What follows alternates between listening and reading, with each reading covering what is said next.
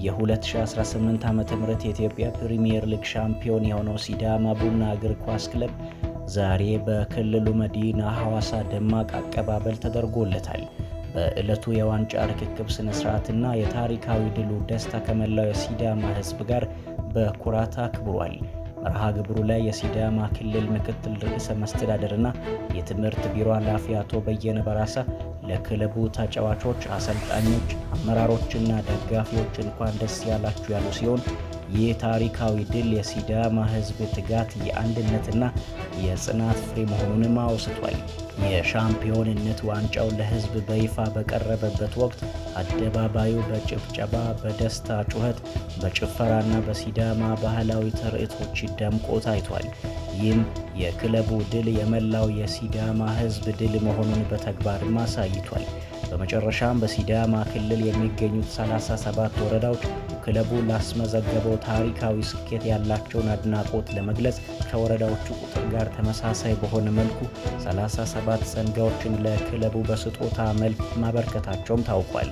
ይህ ድጋፍ ክለቡ ከህዝቡ ጋር ያለውን ጠንካራ ትስስርና የድሉን የጋራ ባለቤትነት ያንጸባረቀ መሆኑን የክልሉ መንግስት ኮሚዩኒኬሽን ጉዳዮች ጽሕፈት ቤት ዘግቧል።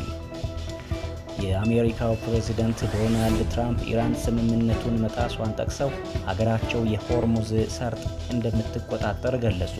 ከፎክስ ኒውስ ጋር ባደረጉት ቆይታ የሆርሙዝ ሰርጥ እንቆጣጠረዋለን፣ ምንም ነገር የላቸውም ሲሉ ተደምጧል። ትናንት ምሽት አሜሪካ ኢራንን ክፉኛ መደብደቧንም ነው የተናገሩት። ትራምፕ ይዘናቸዋል፣ እያሳደድናቸው ነው፣ አብዛኞቹ መሳሪያዎቻቸው ወድመዋል ያሉት ትራምፕ በዩናይትድ ኪንግደም የኢራን ኤምባሲ ባወጣው መግለጫ በሆርሙዝ ሰርጥ ደህንነቱ የተጠበቀ ጊዜያዊ መተላለፊያ እንዳዘጋጀም አስታውቋል። መተላለፊያው ከቴክኒክና ወታደራዊ ክልከላዎች ነፃ መሆኑንም ገልጿል። ኤምባሲው አሜሪካ ግን የሆርሙዝ ሰርጥ ለከፍተኛ አደጋ የተጋለጠ መተላለፊያ ነው ብላለች። ከአሜሪካ ጋር የተደረሰው ስምምነትን በተመለከተ ኢራናውያን ትናንት 11 ሰዓት የወሰደ ውይይት ማድረጋቸውንም ገልጿል። የተወሰኑ ለውጦች ማድረግ አለብን ብለው ከውይይቱ ክፍል እንደወጡ ጠቅሰው የአሜሪካው ፕሬዝዳንት ዶናልድ ትራምፕ ስለ ውይይቱ የተወሰኑ ለውጦች ማድረግ አለብን ብለው ከውይይቱ ክፍል እንደወጡ ጠቅሰው ሁሌም ለውጥ ያደርጋሉ፣ የሰለጠኑ ተደራዳሪዎች ናቸው፣ ጎበዝ ግን አይደሉም፣ ለኔ ምንም ነገር ይዞ አልመጡም ሲሉ አጣጥለዋቸዋል በማለት ቢቢሲ አማርኛ ዘግቧል።